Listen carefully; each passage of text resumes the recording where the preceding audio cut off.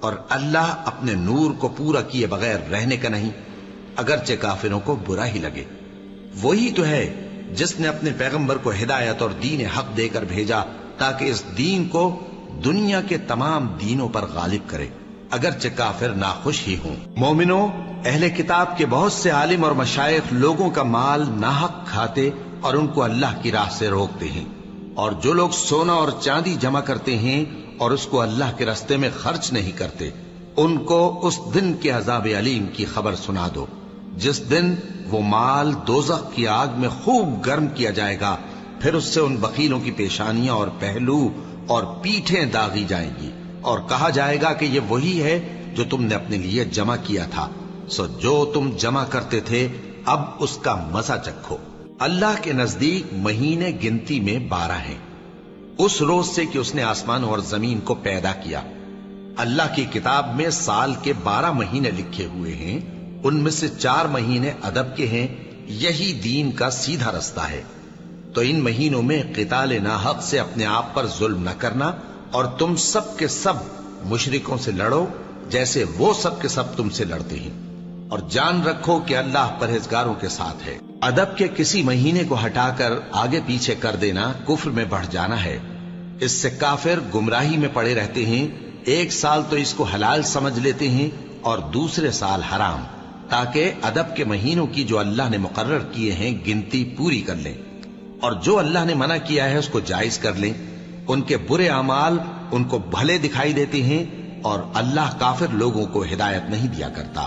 مومنوں، تمہیں کیا ہوا ہے کہ جب تم سے کہا جاتا ہے کہ اللہ کی راہ میں جہاد کے لیے نکلو تو تم زمین سے چپکے جاتے ہو، یعنی گھروں سے نکلنا نہیں چاہتے؟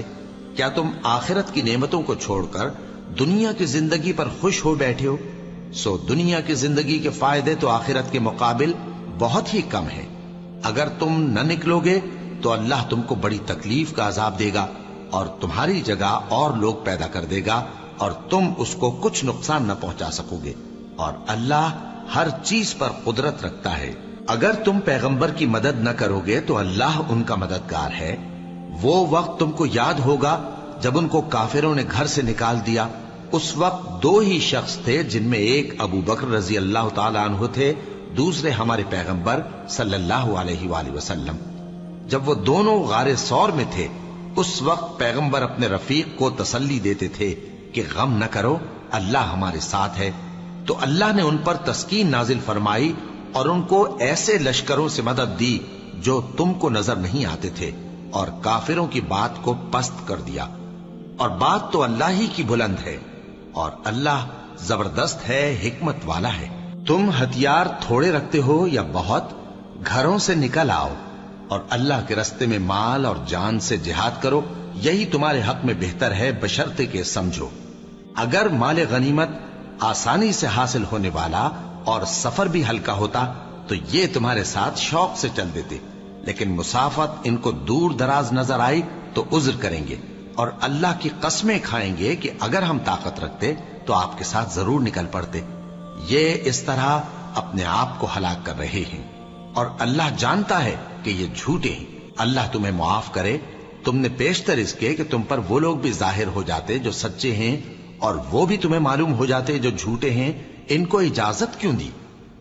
جو لوگ اللہ پر اور روز آخر پر ایمان رکھتے ہیں